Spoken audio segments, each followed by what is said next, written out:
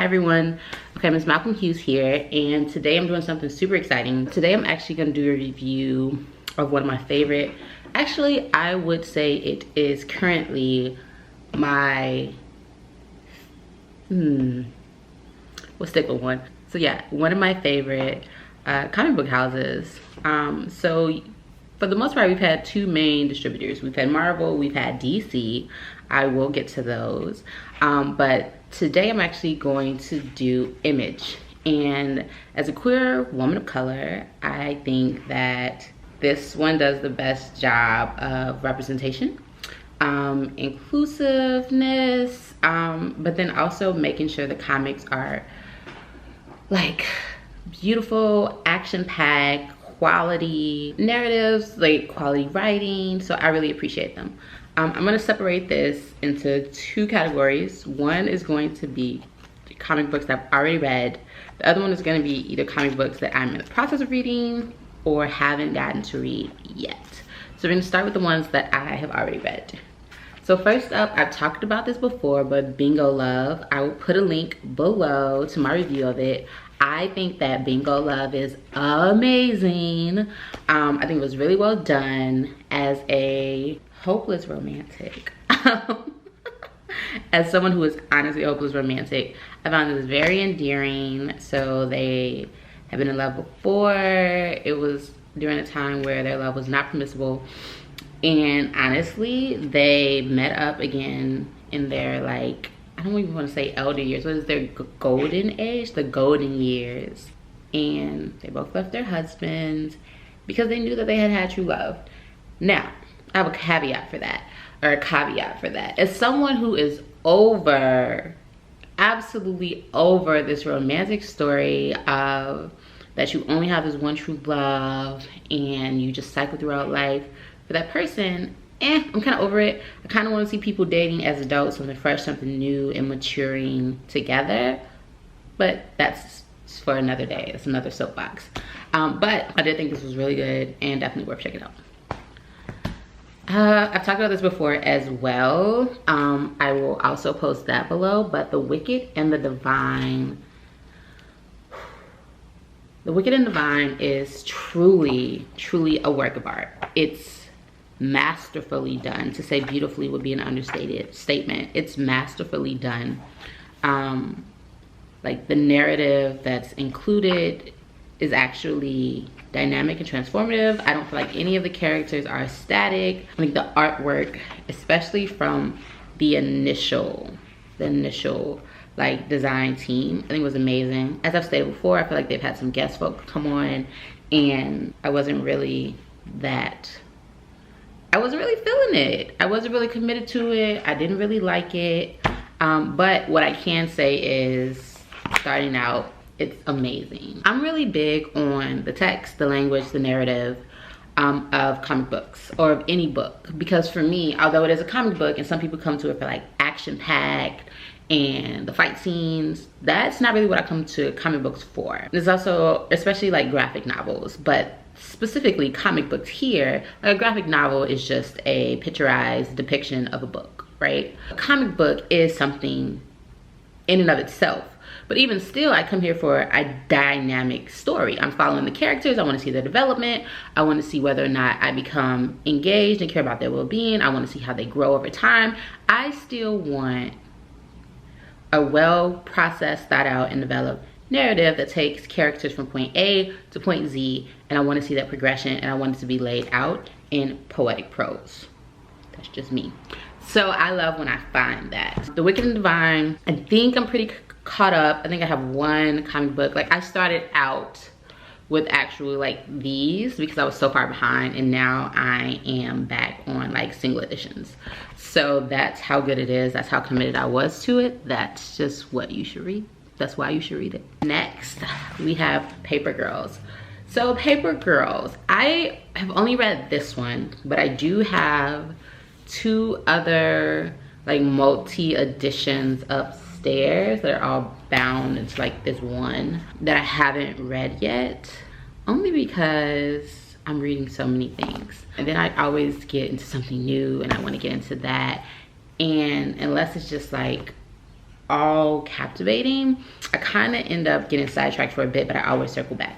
And I keep buying these because I know for sure that Paper Girls is something I'm going to circle back to. What I enjoyed about reading this the first time, it's just the characters. They're young girls, but they're all very different. There was some moments that I thought was cliche. I actually really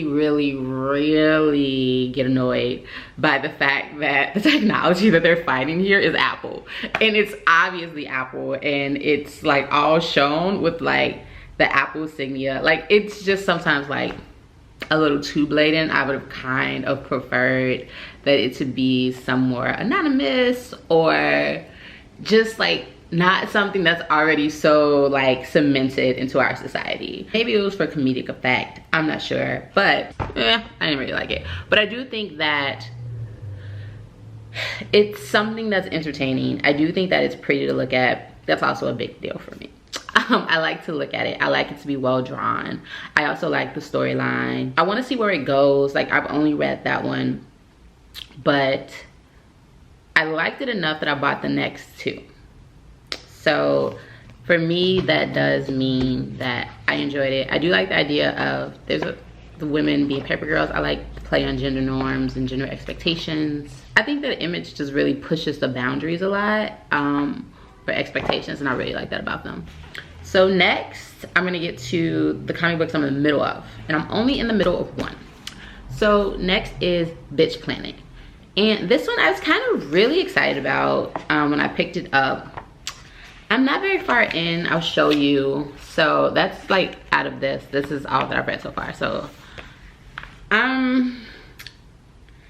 it's a bit more, maybe graphic is the word I'm looking for. I think it may be a bit more graphic than I anticipated. Definitely a bit more vulgar. Not that I'm a super prude or super conservative, as my friends like to sometimes say. But I do think that, I don't know, I need to go into it some more, but from my initial interpretation, I just felt like it was kind of really graphic, very violent, and I wasn't invested in any of the characters before the violence like started. So I don't know if I really cared that much. I want to go back and read it again from the beginning. But off jump, it seems like they were maybe trying to tackle a few different things, and I'm not sure if they have done it well. Like, take this. This is what made me pick it up. We'll do that. So it is called Bitch Planet. I figured they were playing on something there. And up top it says, "Are you woman?" And yeah. So, are you woman enough to survive? And I'm enunciating woman because it's different. That was something that they wanted me to catch. So it's like girl gangs and caged and enraged, right? So actually maybe it was my bad, all right? This definitely does sound like Orange is the New Black in a comic book series. So maybe that was my bad. But I don't know what I was anticipating. I don't think I anticipated what I got when I opened it. So I was kind of like, nah. So there's that. But maybe I'll do a review on that later once I've read it. Same with these. But I did just want to give an overview on Image. And so if folks aren't familiar with Image, then I would recommend checking them out if you're into comics. Next is Kim Reaper. So Kim Reaper, I can sometimes actually be very dark. Yes to my lips. I can sometimes be very dark. And I definitely went through a goth phase before. Like, my cousin hit me up the other day saying that her daughter wants to go with a very goth outfit to prom. She's like, weren't you goth when you were in high school? I was like, I was. It's a rite of passage. You just gotta let people go through it. It's so weird because I was like, everyone was like, you look like a cheerleader. But I was really like kind of goth, but then I was on a pom-pom team. I was also the girl who wore rainbow belts. So listen, it was a lot. But like, if you look at like freshman year, sophomore year, junior year, senior year, kind of like, yeah. So exploring, finding yourself, figuring out what sticks. But yeah, I haven't read Kim Reaper yet, but again, I can be a bit morbid. I like the idea of death. I like that the Grim Reaper has, like, it's a play on it. It's Kim Reaper. I like that she has a girlfriend. It seems very light, even though it's supposed to be kind of gruesome because obviously it's the Grim Reaper or it's the Kim Reaper and it deals with death.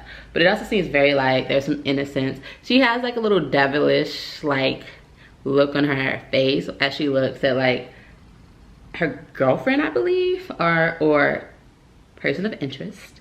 But even still with all of that, it looks cute and light, and sometimes I like that. All right, next, kind of same, Moonstruck. This is actually by the same woman. Well, the same woman who wrote Bingo Love was a contributor to this.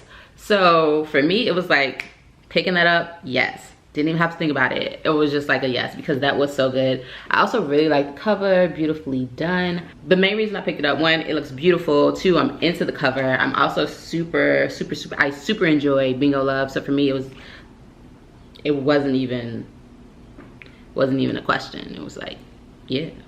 Next we have Motor Crush.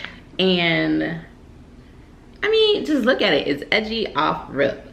She is on a motorcycle. She is carrying a wooden bat figure with spikes sticking out of the end of it. Let's see.